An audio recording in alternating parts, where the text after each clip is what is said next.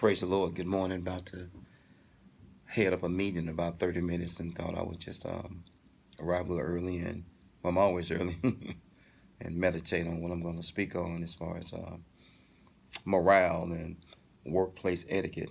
I've been tasked to do this, and I told my director, sure, no problem at all, and before that, I was on the phone with my son, my only child, and he was stating to me how this young lady been leaving him a bunch of nasty messages when she's angry. And I said, Junior, we didn't spoke about this before.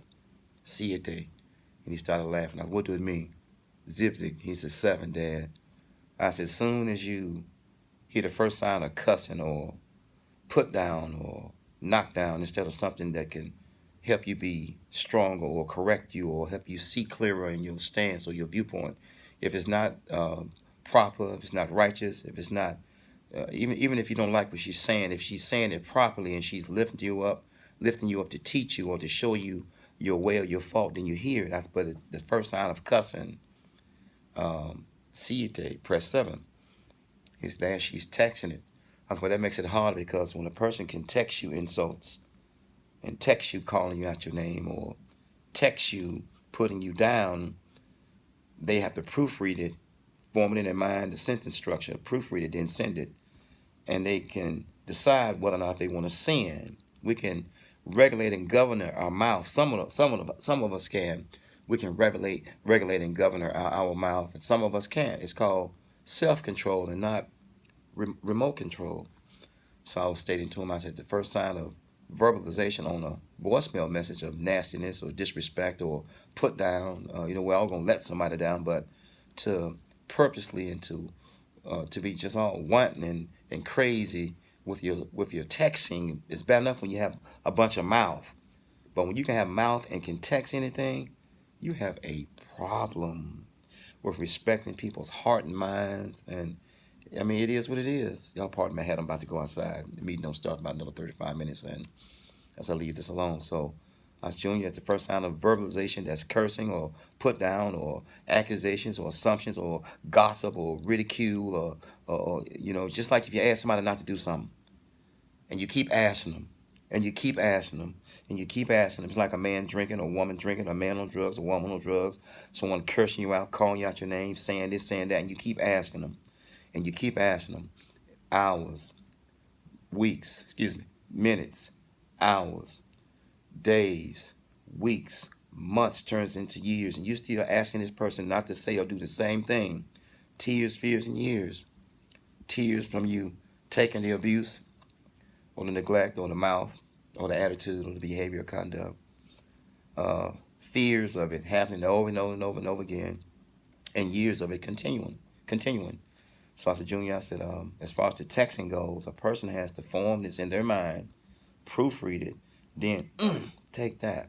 And it's sad when you can proofread something that's nasty and horrible with no purposeful intent of teaching or helping or causing a person to see your perspective or your viewpoint.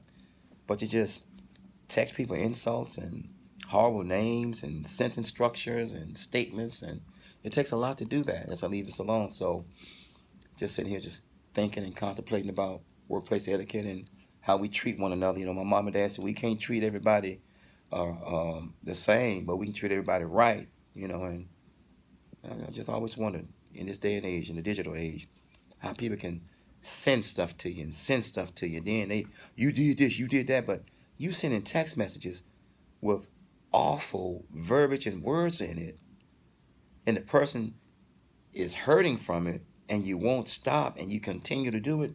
It's tears, fears, and years. So, Junior, keep pressing 7, and you can't find nobody to treat you right. You need to leave them alone. You can always find somebody to mistreat you. You can find somebody to mistreat you a dime a dozen, but you find somebody who's willing to work with you, teach you, bear with you, forgive you, compromise with you. Hang on to them. But you get that person only give you is tears, fears, and years, and you're saying the same old thing. You keep saying the same old thing. Minutes, hours, days, weeks, months, years.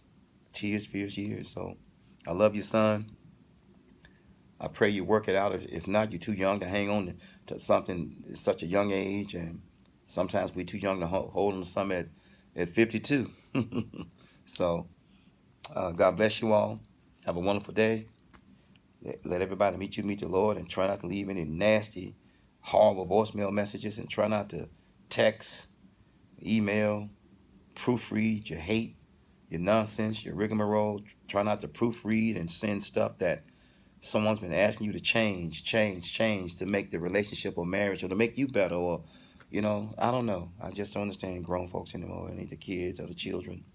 It's the grown folks. It's trickling downhill. God bless you. God keep you is my prayer. As my mom and dad used to say, God didn't wake you up to ruin someone's day. Peace. One.